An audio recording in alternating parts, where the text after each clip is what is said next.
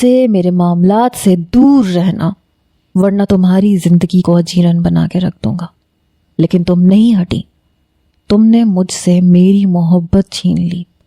اب جو کچھ میں تمہارے ساتھ کروں گا نا، تم وہ زندگی بھر یاد رکھو گی۔ میں نے کہا میں دیکھ لوں گی تمہیں۔ وہ ہنس کے کہنے لگا ساری زندگی مجھے ہی تو دیکھنا ہے سویٹ ہارٹ۔ میں اسے غصے سے دیکھتی ہوئی اپنے کمرے میں آئی۔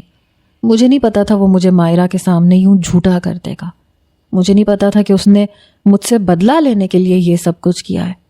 خیر جو اس نے میرے ساتھ کیا تھا میں بھی اسے بخش نہیں سکتی تھی۔ بڑے غصے سے میں بیڈ پہ بیٹھی اپنے آنسو صاف کر رہی تھی جب وہ سیٹی سے گانا گاتے ہوئے کمرے میں آیا۔ مجھے دیکھ کے مسکرانے لگا، آنکھیں دھڑام سے میرے سامنے بیٹھ گیا۔ اس کی مسکراہٹ دیکھ کے میں فوراً سے کھڑی ہوئی، لیکن وہ میری کلائی پکڑ چکا تھا، مجھے دوبارہ بیڈ پہ بٹھا چکا تھا۔ میں نے ایک جھٹکے سے اپنی کلائی اس کے ہاتھ سے جدا کی۔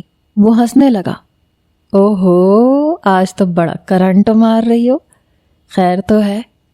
میں نے کہا یہ مت سمجھنا میں تمہیں بخش دوں گی۔ وہ ہنسنے لگا، اتنا گچھا آل ہے ملے چونے کو، اللہ ڈونے کی دوست نے تھپل مالا ملی دانی کو۔ وہ جان بوجھ کے ایسی زبان میں بات کر رہا تھا، میری ناک دبا کے بول رہا تھا۔ میں نے کہا امان اپنی حد میں رہو۔ میرے تیور دیکھ کے کہنے لگا حد؟ تمہیں بتاؤں گا کہ مجھ سے حد سے بڑھ جانے والوں کا میں کیا حال کرتا ہوں۔ ابھی تو شروعات ہے زونی میڈم، تم دیکھو تو صحیح، تمہیں ناک سے لکیریں نہ کھچوا دیں تو امان نام نہیں ہے میرا۔ جانتی ہو غصے میں بالکل لال مرچ لگتی ہو، بڑا پیار آتا ہے تم پہ۔ اس کی بکواس سن کے میں پیچ و تاب کھا کے رہ گئی تھی۔ پھر اٹھ کے میرے قریب کھسک کے بیٹھ گیا۔ میں ذرا سا پیچھے ہٹی، کہنے لگا امی بھی گھر پہ نہیں ہے، کیا خیال ہے موقع کا فائدہ نہ اٹھا لیں؟ اس کی بات سن کے میں نے اسے یوں دیکھا کہ اسے کچا چبا جاؤں گی۔ میں نے کہا ہاتھ بھی لگایا نا مجھے تو مجھ سے برا کوئی نہیں ہوگا۔ یہ کہہ کے میں کچن میں چلی گئی۔ اچھا میرے لیے چائے تو بنا دو، اس نے پیچھے سے ہانک لگائی۔ میں نے کہا زہر نہ دے دوں تمہیں؟ میری بات پہ بلند آواز میں کہنے لگا میرا کیا جاتا ہے، بیوہ تم ہو جاؤ گی، میری لمبی عمر کی دعائیں کیا کرو، کیونکہ تمہارا ولی نہیں آئے گا تمہیں اپنانے کے لیے۔ ولی کا نام سن کے میرا دل جل کے رہ گیا تھا۔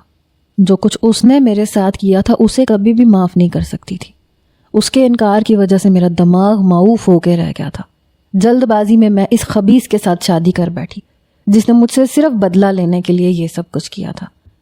جلدی سے رات کا کھانا بنایا، بار بار پھپھو کو فون کرتی رہی کہ آپ جلدی سے آ جائیں۔ جب تک وہ گھر نہیں آئی مجھے سکون نہیں آیا۔